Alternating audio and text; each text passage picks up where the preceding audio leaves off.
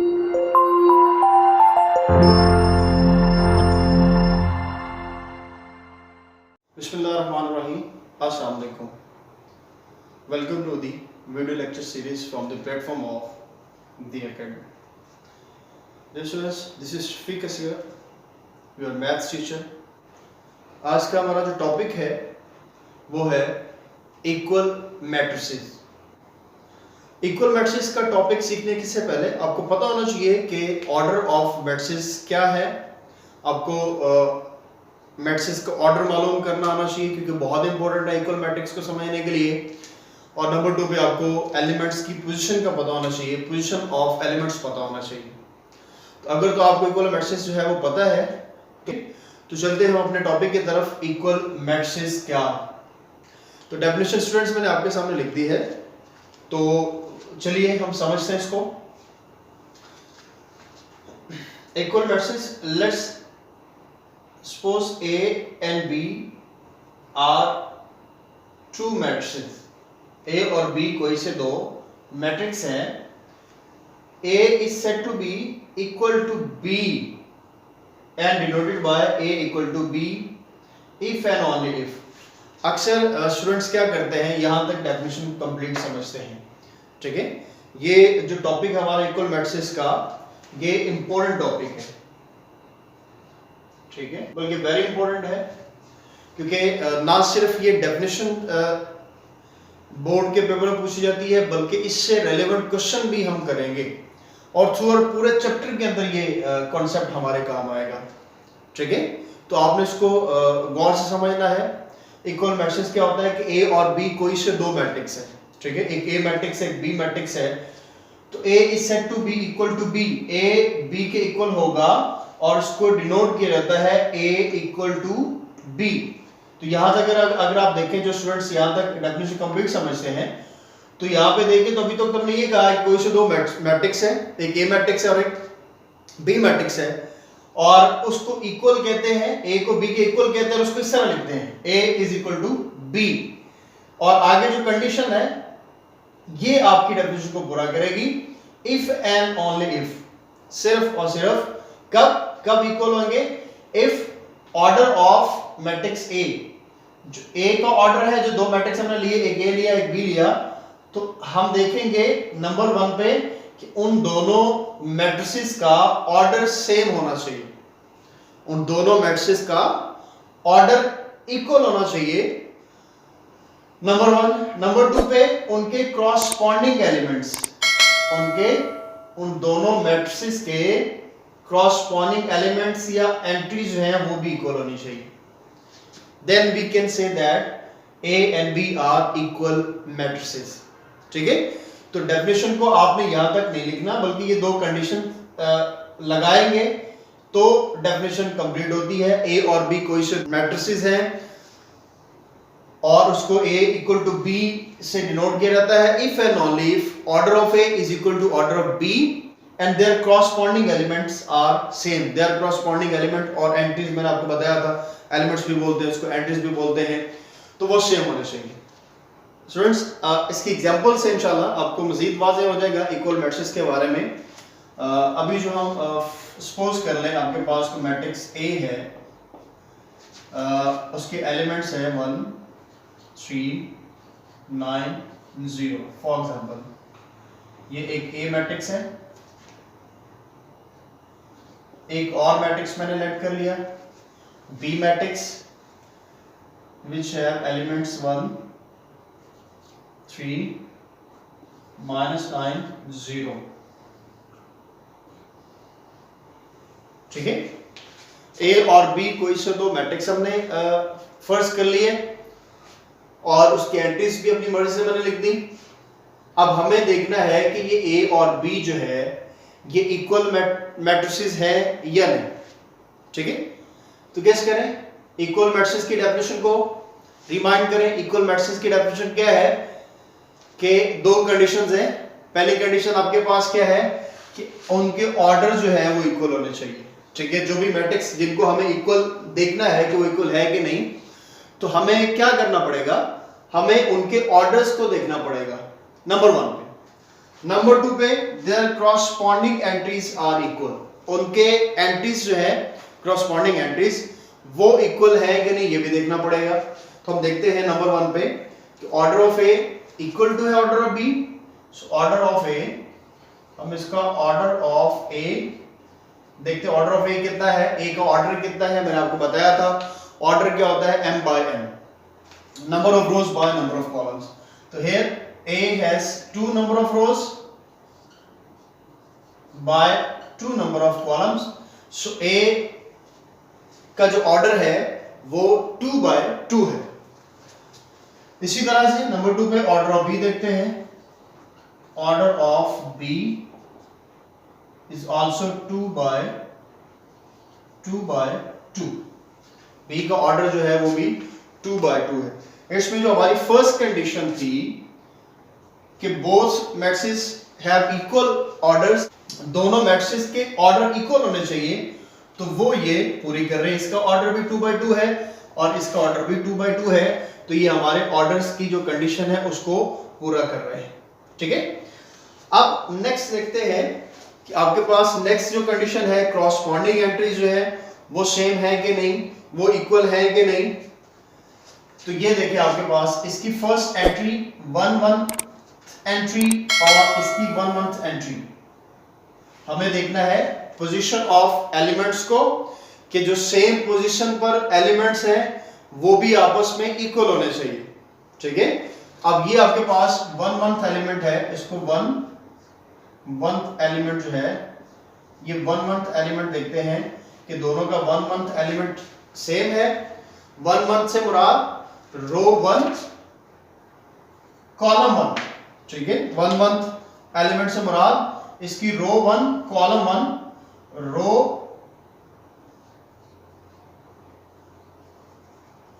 Columns. ठीक है, इससे मुराद ये इसकी पोजीशन को वादे करता है ना। 1 month एलिमेंट रो 1 में कॉलम 1 में जो एलिमेंट है, जो रो 1 कॉलम 1 की पोजीशन पे एलिमेंट है वो कौन सा है, वो यहाँ पे देखते हैं। जो ए मैट्रिक्स में जो है वो आपके पास 1 है और बी मैट्रिक्स में भी 1 month पोजीशन वाला एलिमेंट जो है वो 1 है। उसके बाद नंबर 2 पे देखते हैं 1 truth element, 1 truth element. It's mean कि आपके पास फर्स्ट रो सेकंड जो कॉलम है उसका एलिमेंट, इसका मतलब हमारे पास कौन सा है वो है 3 वाला। ठीक है, और इधर भी वही एलिमेंट देखेंगे, पाए कि दोनों आपस में बराबर हैं, तो ये आ जाएगा 3 इज इक्वल टू 3। ठीक है, अब नेक्स्ट 2 month एलिमेंट देखते हैं आप। Position of 2 month element, 2 month element, इसका मतलब second row first column, second row first column that is the 9।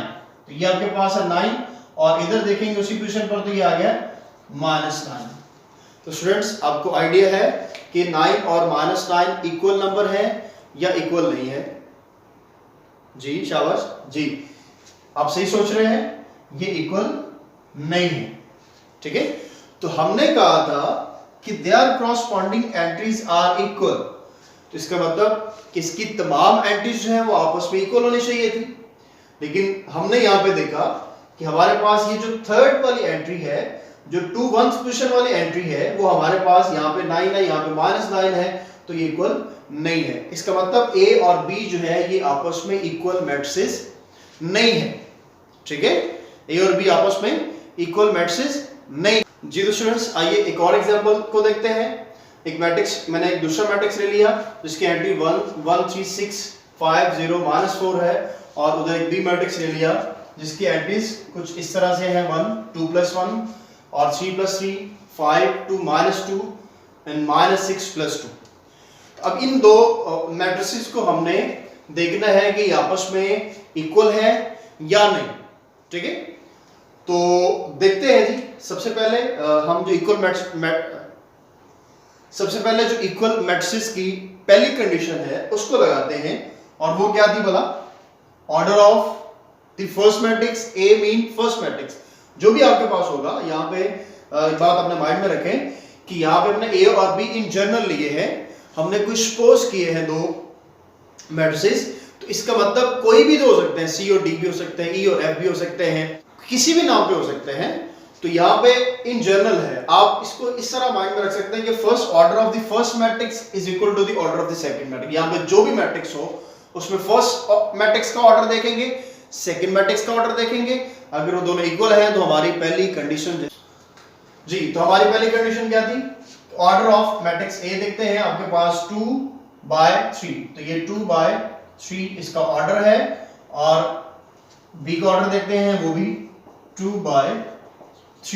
Low ji, B का ऑर्डर भी क्या है, 2/3 है, तो इसका मतलब हमारी जो पहली कंडीशन है वो फुलफिल हो रही है, ठीक है।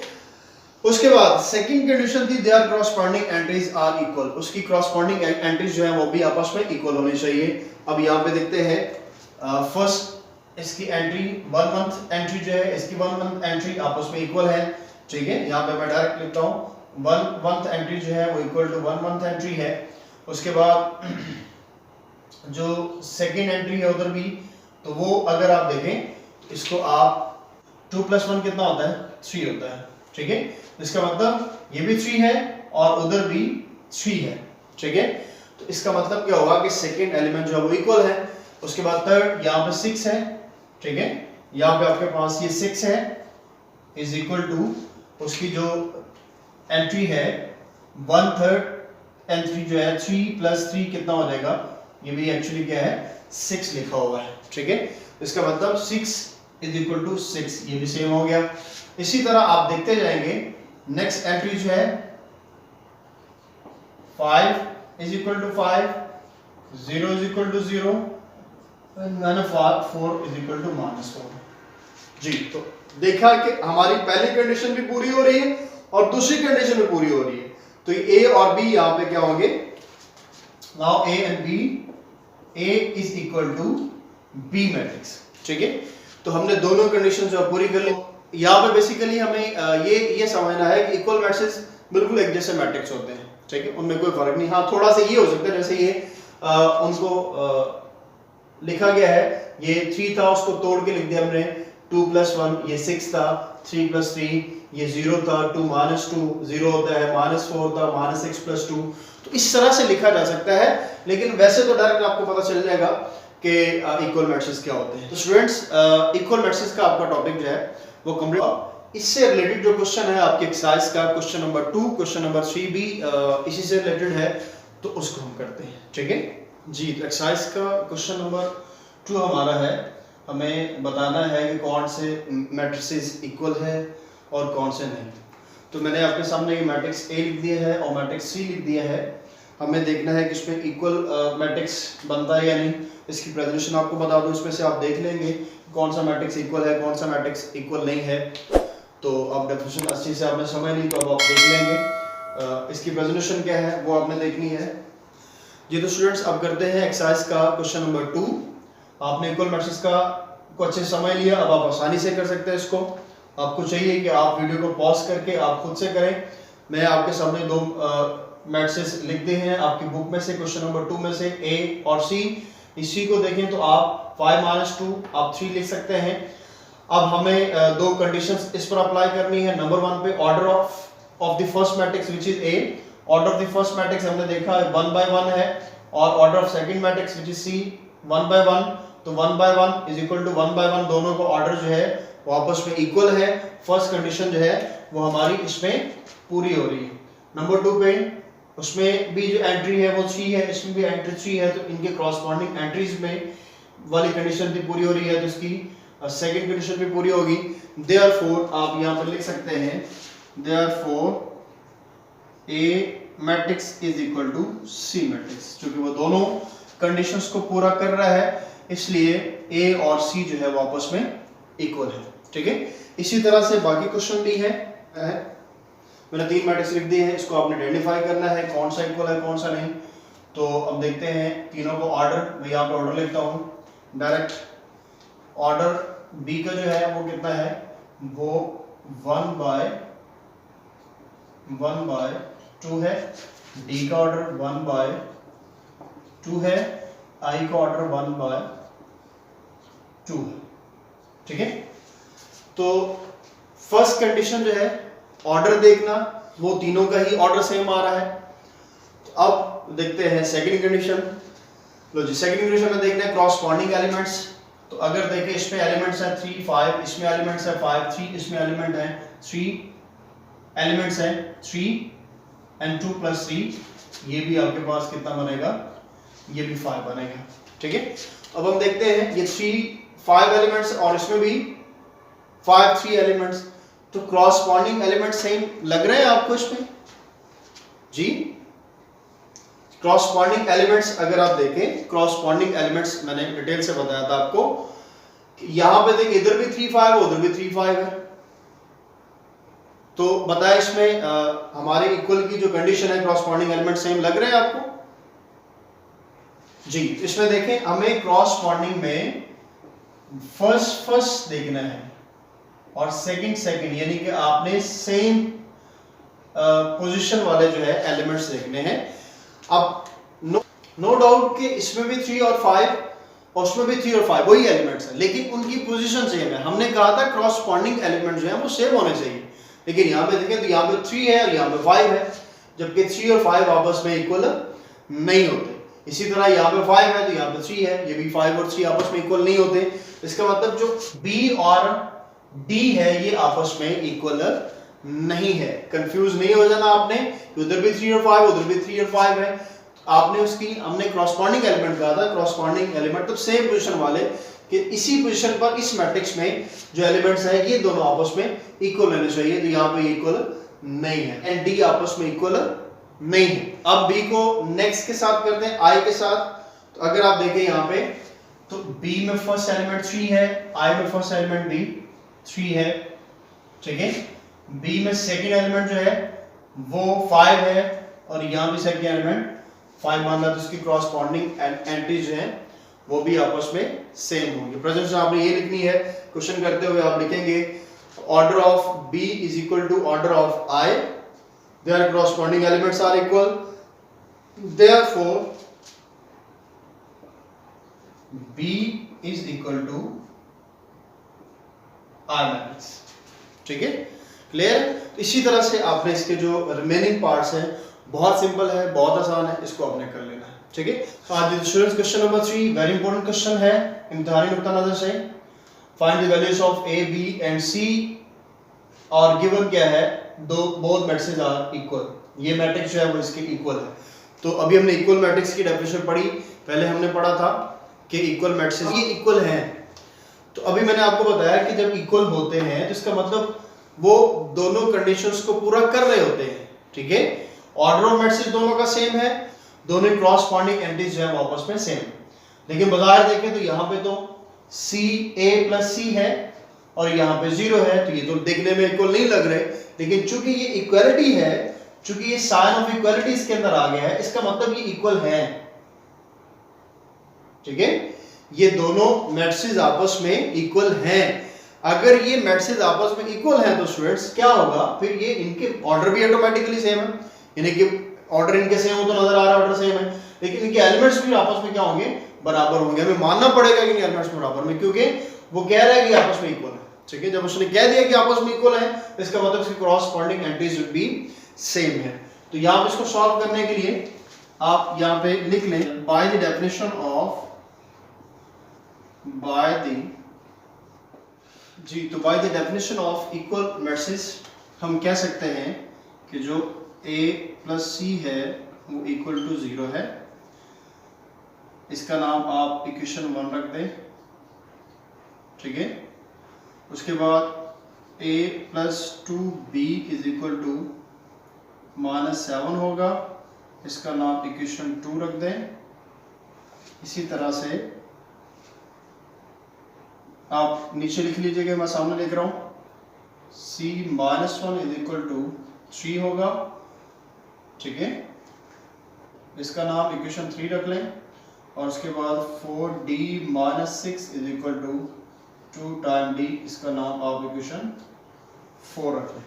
ठीक है। अब हम इसको सॉल्व करेंगे। अब यहाँ पे देखिए आपके पास ए और सी दोनों अननोन है, एक साथ मालूम नहीं कर सकते।